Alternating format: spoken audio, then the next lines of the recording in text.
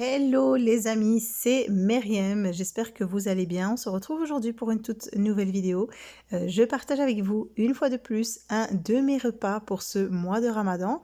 Alors ici vous avez la pastilla aux fruits de mer, vraiment très savoureuse, très goûteuse, délicieuse et avec peu de fruits de mer. En tout cas, il n'y a pas beaucoup d'ingrédients dans ma recette, c'est très simplifié. Alors aussi, je vais partager avec vous ici la réalisation de ces schnecks ou de pain escargot très moelleux. Vraiment, ils sont super bons, sans pâte feuilletée, avec une pâte très très facile à réaliser, vraiment très simple. Regardez ici, je vous montre en image le moelleux de ces petits pains escargots, de ces schnecks, très tendres, vraiment délicieux. C'est top pour le goûter ou les petits déjeuners.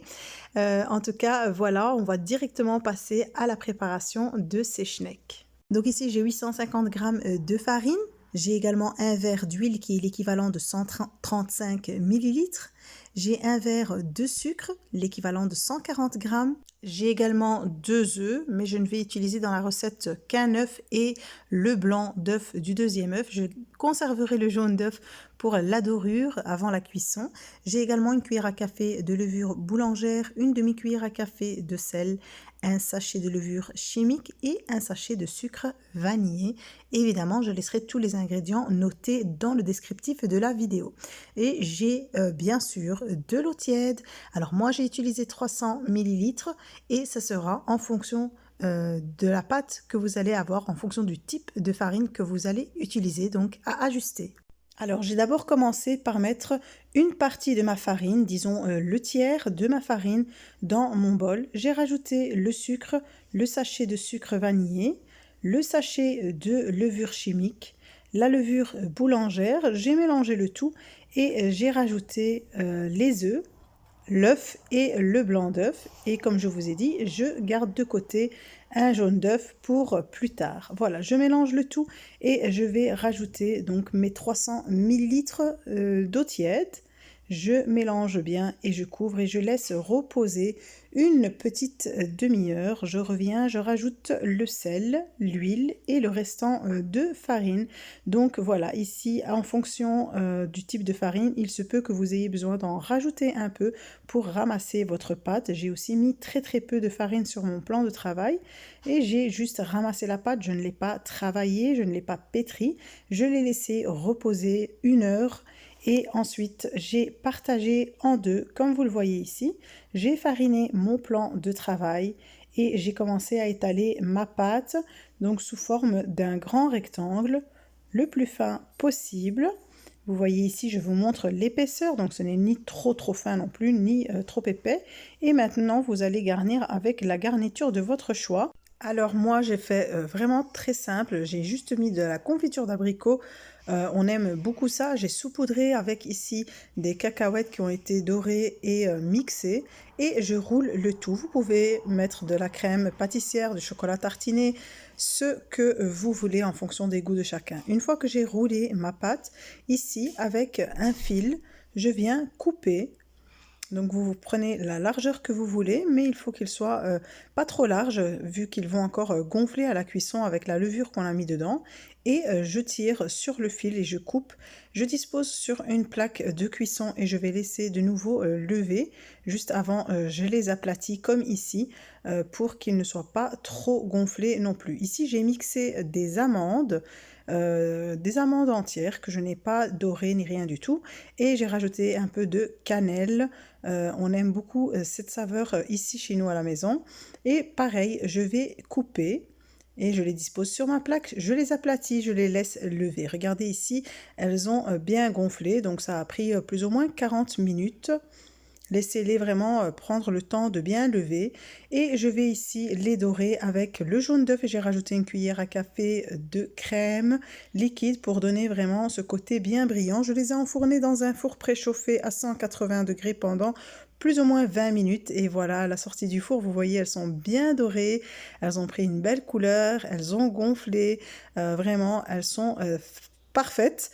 Et le plus important dans tout ça, c'est que c'est très simple à réaliser, donc ce n'est pas une pâte compliquée. Moi, j'ai fait ça entre mon ménage et ce que je préparais à manger à côté. Donc c'était très rapide à réaliser. Vous voyez ici, elles sont super moelleuses. En tout cas, testez la recette et laissez-moi un commentaire si vous avez aimé. Alors maintenant, on passe à la préparation de la farce pour ma pastilla aux fruits de mer. Vous voyez ici, j'ai pris en fait un sachet de fruits de mer. J'ai plus ou moins ici 1 kg de mélange de fruits de mer. Je rajoute un peu de sel, un peu de poivre et je vais les faire revenir dans ma poêle. Je ne rajoute pas de matière grasse. Et ici, j'ai la vermicelle chinoise. J'ai deux petites bourses de vermicelle chinoise. Je pense que c'est 50 grammes chacun. Et je vais mettre de l'eau bouillante par-dessus pour les détendre. Alors vous voyez ici, une fois que mes fruits de mer ont cuit, ça va très très vite.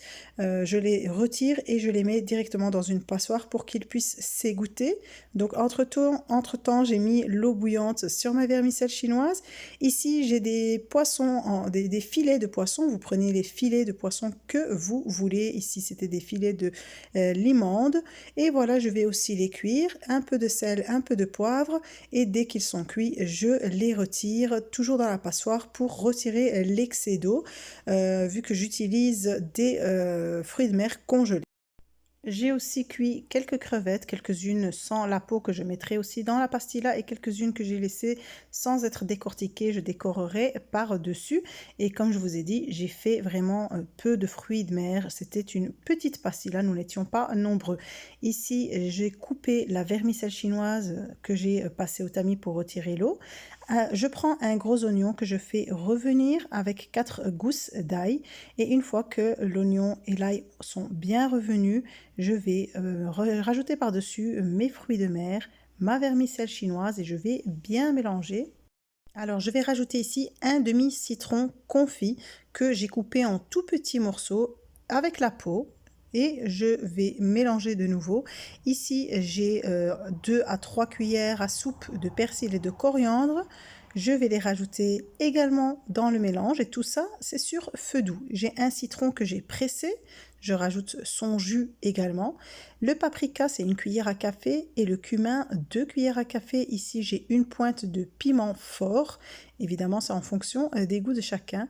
4 cuillères à soupe de sauce soja et je mélange le tout. Tout doit bien revenir vraiment pour que les saveurs s'imprègnent, que les épices se mélangent parfaitement à tout le mélange et que tout soit bien cuit et bien homogène. Je laisse ma farce refroidir et une fois qu'elle est froide, je vais passer à l'assemblage. Ici, j'ai mis une feuille de papier sulfurisé sur mon moule et je vais mettre d'abord la première feuille phyllo. Je vais bien badigeonner d'huile. Vous pouvez aussi utiliser du beurre si vous voulez. Et vous voyez, je superpose les feuilles. Je mets une à gauche et une à droite et toujours bien mettre de l'huile entre chaque couche pour avoir une pâte qui sera bien croustillante et qui ne restera pas crue. Je rajoute une feuille au centre, donc nous avons mis 6 feuilles au total. Je rajoute ma farce évidemment qui a bien refroidi. Je l'aplatis un maximum pour avoir une surface bien plane. Je retourne les feuilles vraiment dans le bon sens, une à une, et je rajoute à chaque fois de l'huile entre chaque pli, comme je vous ai dit, pour avoir quelque chose de très croustillant et éviter d'avoir des feuilles phyllo qui ne vont pas cuire au centre. Voilà, je continue ainsi de suite jusqu'à avoir retourné l'entièreté des feuilles qui dépassent. Et je vais rajouter une toute dernière feuille de pastilla par-dessus. Ça sera la 7e feuille de pastilla, la 7e feuille phyllo que je vais utiliser. Voilà, je la mets par-dessus et je vais bien l'étaler. Alors avec le papier sulfurisé que j'ai mis, ça facilite. Regardez, je lève ma pastilla et j'enfonce la feuille vers le bas à l'intérieur. Et voilà, comme ça j'aurai une surface bien plane j'aplatis ma pastilla et elle est prête à être enfournée dans un four préchauffé à 180 degrés. Ici, je badigeonne juste avec un œuf mélangé et donc je la laisse cuire vraiment à son aise, plus ou moins 1 heure, voire même plus. Donc plus elle prendra le temps de cuire et meilleure elle sera. À la fin, elle prend une belle couleur bien dorée. Donc voilà, c'était pour les recettes du jour qui sont faciles à réaliser et qui sont tellement goûteuses et délicieuses. En tout cas, j'espère que ça va vous plaire, que je puisse à chaque fois partager avec vous des repas simples que je réalise chez moi. En tout cas, j'espère que vous avez apprécié de visionner ma vidéo. Si c'est le cas, n'oubliez pas de la liker, de la partager sur vos réseaux sociaux, de vous abonner à ma chaîne si vous êtes nouveau et de me laisser un petit commentaire auquel je répondrai avec grand plaisir. Et sur ce, je vous dis à très très vite pour une nouvelle vidéo.